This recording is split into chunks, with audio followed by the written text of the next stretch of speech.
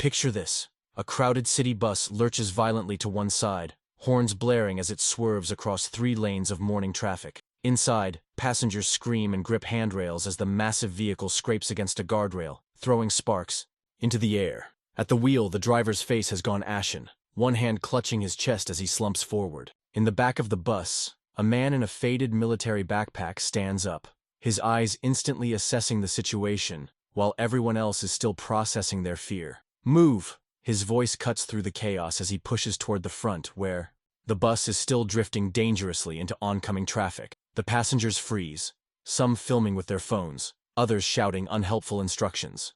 When the veteran reaches the front, he finds the driver unconscious, foot still pressing on the accelerator. With one fluid motion, he reaches across the driver's body, grabs the wheel, and manages to guide the bus onto a grassy median, away from the sea of cars braking hard around them. The bus finally comes to a stop, but the veteran's work is just beginning.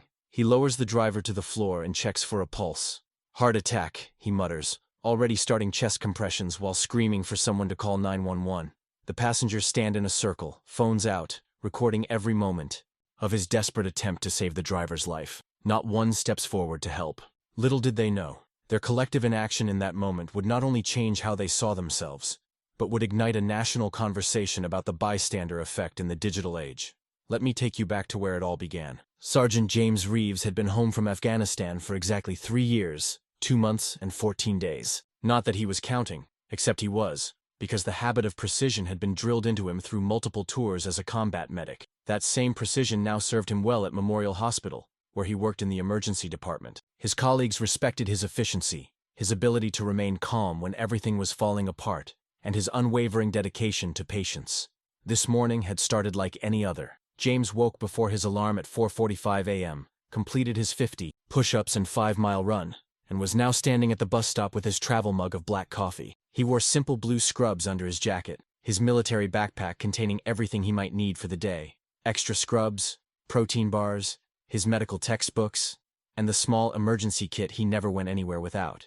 James had chosen to take the bus despite owning a perfectly functional car. His therapist had suggested more human interaction might help with his transition to civilian life, and the number 42 bus that ran from his quiet suburb into the heart of the city had become part of his healing routine. He knew every regular passenger by sight, if not by name, and took comfort in the predictable rhythm of their commute. "Morning, James." Bus driver Carl Jenkins opened the doors with a hydraulic hiss. Carl was in his early 60s, with salt and pepper hair and the kind of genuine smile that made everyone feel welcome. "Ready for another day of saving lives?" James nodded, scanning his pass. "Just doing my job, Carl. Same as you." "Ha! Except nobody's heart stops if I'm 5 minutes late." Carl chuckled as James made his way to his usual seat near the back. The bus filled gradually at each stop. James noticed the usual faces. The high school teacher grading papers, the twins in matching outfits who worked downtown, the nurse from the pediatric ward who always nodded at him in silent professional acknowledgement. There were also the phone zombies, James's private name for the passengers who never looked up, their faces illuminated by the blue glow of their screens even in the early morning light. As they approached downtown, the bus grew more crowded. James gave up his seat to an elderly woman and stood holding the overhead rail, his eyes automatically scanning the passengers as he'd been trained to do in crowded marketplaces overseas. Old habits. James noticed a new passenger who had boarded at the last stop, a well-dressed man in his 30s who seemed irritated by the crowding. The man kept checking his expensive watch and sighing loudly, pushing past other passengers to stand near the front. Something about his entitled demeanor made James take notice, file it away in his mental catalog of potential problems. But then again, James knew he sometimes looked for threats where none existed, another habit he was working on breaking. The morning commute continued normally until they were about 10 minutes from the hospital. James felt the bus speed up slightly and then noticed an unusual movement at the front. Carl's driving was typically smooth and consistent, but now the bus was accelerating and drifting toward the center line. At first, James thought Carl was trying to pass a slow vehicle, but when the bus continued to move erratically, he knew something was wrong. James began making his way toward the front, excusing himself as he pushed past other standing passengers. Before he could reach the driver's area, the bus swerved violently, sending unprepared passengers stumbling into each other. Through the windshield, James could see they were heading directly into the morning traffic. "Carl!" someone shouted from the front, and in that moment, James knew exactly what was happening. The well-dressed man who had been standing near Carl was now backing away, hands raised as if to distance himself from whatever was happening. He just collapsed. Someone do something. James pushed forward with urgency now, no longer bothering with polite excuses. When he reached the front, he saw Carl slumped over the wheel, the bus now crossing into oncoming traffic as horns blared around them. Without hesitation, James reached across Carl's body, grabbed the wheel, and steered them toward the median while simultaneously trying to reach the brake pedal. The bus scraped along the guardrail before finally coming to a stop on the grassy median. Only then could James turn his full attention to Carl. "Give me space," James ordered as he carefully moved Carl from the driver's seat to the floor of the bus.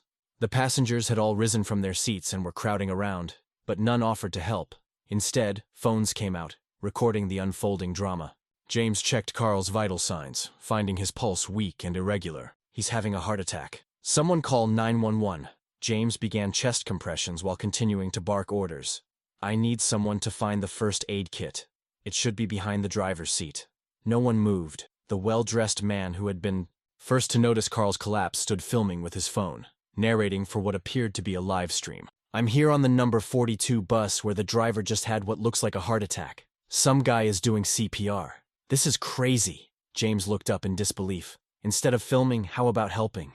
Call 911. He returned to the compressions, counting under his breath. Finally, the nurse from the pediatric ward pushed through the crowd. "I called them. Ambulance is 4 minutes out." She knelt beside James. "I'm Amy. I work at Children's. Can I help? Take over compressions when I say switch." James was already growing tired, the physical exertion of proper CPR taking its toll. As they worked together to keep Carl alive, the scene around them grew increasingly surreal. Passengers had formed a tight circle, phones held high to capture every moment. Some were narrating for social media, others were taking selfies with the emergency in the background. The well-dressed man had moved to get a better angle, completely unconcerned that his live stream might be capturing a man's final moments. "Switch," James called, and Amy smoothly took over compressions while James opened his backpack and retrieved his personal emergency kit. "Sir, you need to back up and give them space," a woman's voice called out. The high school teacher had stepped forward and was now trying to create a perimeter around James, Amy, and Carl. The well-dressed man scoffed. "It's a free country. I'm documenting a news event. You're interfering with a medical emergency," the teacher replied firmly. James barely registered the exchange as he prepared the portable automated external defibrillator, AED, he carried in his kit, a habit from his military days that many of his civilian colleagues found excessive. "Clear," James announced, and Amy stopped compressions. The small but powerful device delivered a shock to Carl's heart. James immediately resumed compressions, sweat now dripping from his forehead.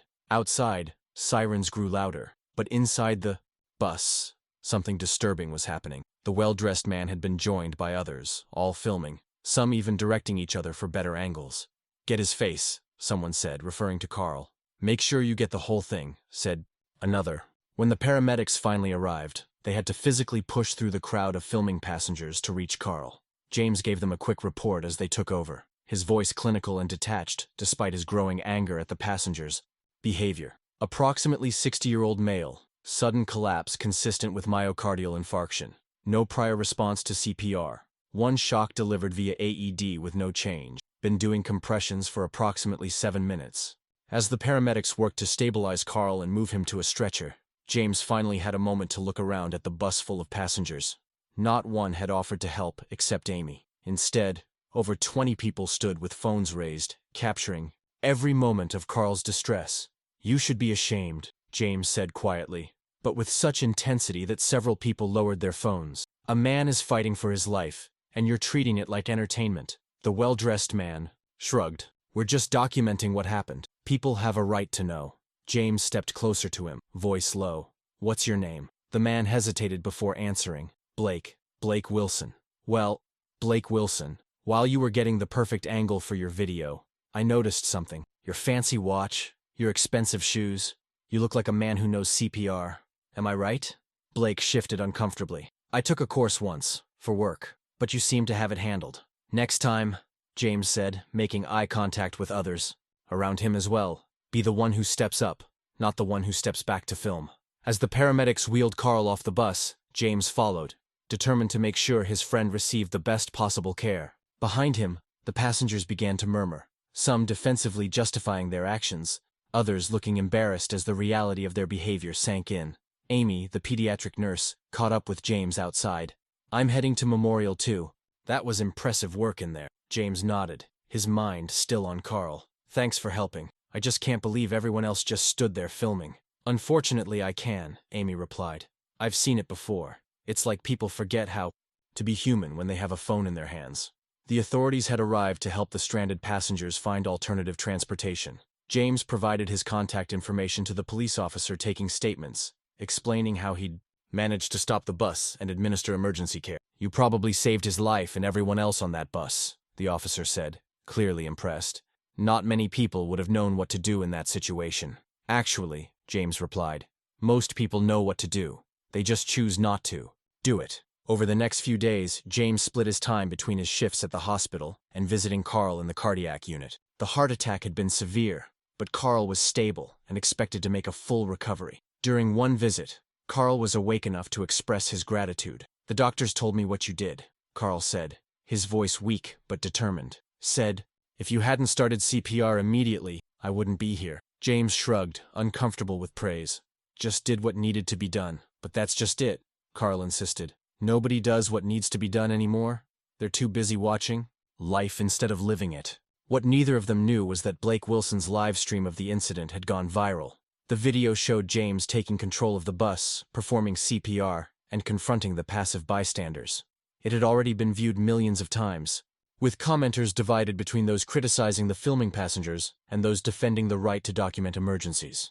James first became aware of the video's existence when a colleague showed it to him in the hospital break room. "You're internet famous," she said, holding up her phone. James watched in disbelief as the entire incident played out from Blake's perspective. The video had been edited to make it more dramatic, with slow motion effects added to the moment James confronted the passengers. What bothered him most was seeing Carl's face clearly visible during his most vulnerable moments. "This is wrong," James said. "Carl never consented to having his medical emergency broadcast to the world." "Welcome to the digital age," his colleague replied. "Privacy is pretty much dead." That evening, as James rode the replacement bus home, a different driver had taken over Carl's route. He noticed people looking at him and whispering. One young man even asked for a selfie, which James declined. The attention made him deeply uncomfortable, reminding him of returning from deployment to people thanking him for his service without understanding what that service had actually entailed. At home, James found several messages from local news stations requesting interviews.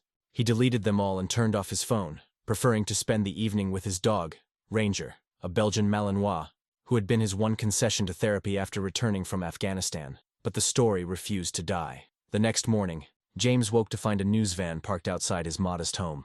The reporter approached as he left for work. "Sergeant Reeves, can we get a statement about your heroic actions on the bus? People are calling you the bus guardian angel." James stopped, considering his options.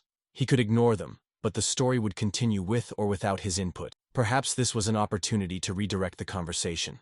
"I'm not a hero," he said finally. "I'm just someone who did what anyone should have done. The real story isn't about me saving Carl. It's about 20 people who chose to film a man dying rather than help save him." The reporter's expression shifted, sensing a different angle.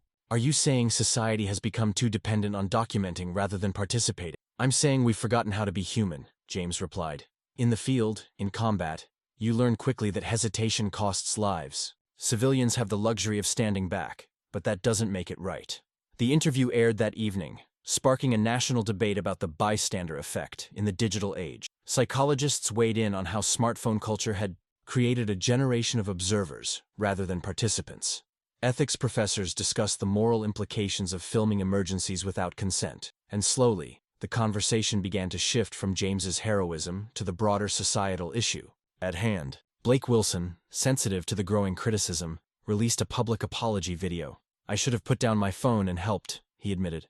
"Watching that video back, I don't even recognize myself. That's not who I want to be." What happened next surprised everyone, including James. Blake announced he would be taking a CPR certification course and encouraged his followers to do the same. He created the hashtag #PutDownThePhone, challenging people to commit to helping in emergencies rather than filming them. The movement gained traction quickly. CPR training centers reported a surge in registrations. Schools implemented digital Citizenship classes teaching students when it's appropriate to document events and when to intervene. Local governments began discussing laws that would make filming certain emergency situations without assisting a punishable offense. 2 weeks after the incident, as Carl recovered in the hospital, the passengers from the bus organized a surprise. With the hospital's permission, they gathered in the cardiac unit's waiting room. When James arrived for his regular visit, he found them all there, including Blake Wilson. "What's this?" James asked, immediately uncomfortable with the attention. Amy, the pediatric nurse who had helped with CPR, stepped forward. "We wanted to apologize, first to Carl and then to you. We got caught up in something none of us are proud of." Carl, now able to sit up in a wheelchair, smiled weakly. "They've been visiting me too. Turns out they're not such bad people when they put their phones away." Blake approached James cautiously. "I took that CPR class," he said, "and I've been thinking a lot about what you said on the bus, about stepping up instead of stepping back." James nodded, somewhat mollified. "It's a start. We've also created something," Blake continued, gesturing to the group. "A fund in Carl's name, the Carl Jenkins Bystander Education Initiative. It's going to sponsor free CPR and first aid training throughout the city." James looked at the group with new eyes. Perhaps there was hope after all. "Carl would like that," he said, glancing at the bus driver, who was beaming despite his weakened state. "It's just the beginning," a woman added, the high school teacher who had tried to create space during the emergency. "We're developing a curriculum for schools about digital ethics and real-world responsibility." As the group shared their plans, James felt something shift inside him, the anger he had carried since that day on the bus, and if he was honest, since long before that, from his time in combat, began to loosen its grip. These people had made a mistake, yes, but they were trying to make amends in a meaningful way. The story could have ended there, with lessons learned and a happy resolution. But real change is rarely so tidy. 3 months later, Carl was back at work, though on a less demanding route. James continued his job at the hospital, now occasionally recognized as "that bus medic guy" by patients. Blake Wilson had parlayed his newfound ethical stance into a successful podcast about digital citizenship. But the true test came on an ordinary Tuesday afternoon. James was riding the bus home after a particularly grueling shift when he heard tires screeching and felt the impact of another vehicle hitting them from behind. The bus lurched forward, passengers screaming as they were thrown from their seats. When the motion stopped, James assessed himself for injuries before looking around. Several passengers appeared shaken, but largely unharmed. The driver, not Carl today, was dazed but conscious. Near the back, however, an elderly man had been thrown to the floor and was clutching his arm at an unnatural angle. James moved to help, medical training kicking in automatically. As he knelt beside the injured man, he became aware of the passengers around him. This time, there was a difference. Phones remained in pockets and purses. Instead, several people were already moving to assist, one offering a scarf as a makeshift sling, another comforting a frightened child, a third helping the disoriented driver call for emergency services. A young woman knelt beside James. "I'm a nursing student," she said. "How can I help?" As they worked together to stabilize the elderly man's arm, James felt an unexpected emotion, pride, not in himself, but in the strangers around him who had chosen action over observation. Something had shifted in the collective consciousness, at least in this small corner of the world. Later, as paramedics treated the injured passengers, a police officer pulled James aside. "Someone said you're the medic from that viral bus incident a few months back." James nodded reluctantly. "Well, thought you'd want to know. Not one video of this accident has hit social media. Plenty of witnesses for our report, though. People were too busy helping, I guess." It was a small victory, but a significant one. 1 year after Carl's heart attack, the Carl Jenkins Bystander Education Initiative had trained over 10,000 people in CPR and basic emergency response. The curriculum developed by the high school teacher had been adopted by schools across the state. Blake Wilson's podcast had evolved into a non-profit focused on promoting ethical behavior in the digital age. James still rode the number 42 bus to work each day. Carl still drove it 3 days a week, with a small defibrillator now installed in an accessible compartment, the first of many to be placed on public transportation throughout the city. On the anniversary of the incident, they organized a reunion. All the original passengers were invited, along with others who had been touched by the movement they had inadvertently started. The event was held in a community center. No phones allowed, a rule everyone respectfully followed. As James looked around at the gathering, he reflected on how a single moment of crisis had sparked such meaningful change. The well-dressed man who had once seemed so entitled now volunteered teaching CPR on weekends. The phone zombies had learned to look up more often, to be present in the real world. Even James himself had changed. The rigid, isolated veteran had softened somewhat, allowing himself to build connections with the regular passengers who had become something like friends. He still carried his emergency kit, still remained vigilant. Some habits couldn't be broken, but he had found a community in the most unexpected place. Carl took the microphone to address the group. "A year ago, I nearly died on that bus. And while I'm grateful to James for saving my life, what happened afterward might have saved something even more important, our humanity." As the applause died down, Carl continued, "We live in a world that encourages us to document everything, to share every moment. But sometimes, the most important things happen when we put down our phones and simply be present for each other." James hadn't planned to speak, but he found himself moved by Carl's words. When the bus driver gestured for him to take the microphone, he reluctantly stepped forward. "In combat, you learn quickly who you can count on when things go bad," James said, his voice steady despite his discomfort with public speaking. "For a long time after I came home, I didn't think I could count on civilians. That day on the bus seemed to confirm it." He paused, looking around at the faces watching him intently. "But you proved me wrong. Not in that moment. You all know you failed that test." A few uncomfortable chuckles rippled through the crowd. "But afterward, when you chose to learn from it, to be better. That's the real heroism. Not doing everything right the first time, but recognizing when you've gone wrong and working to fix it." The room fell silent, absorbing his words. "So, if you're watching this—" James caught himself, realizing there were no cameras present. "Sorry, force of habit in this digital age. What I mean is, if you're hearing this and wondering if one person can make a difference, the answer is yes.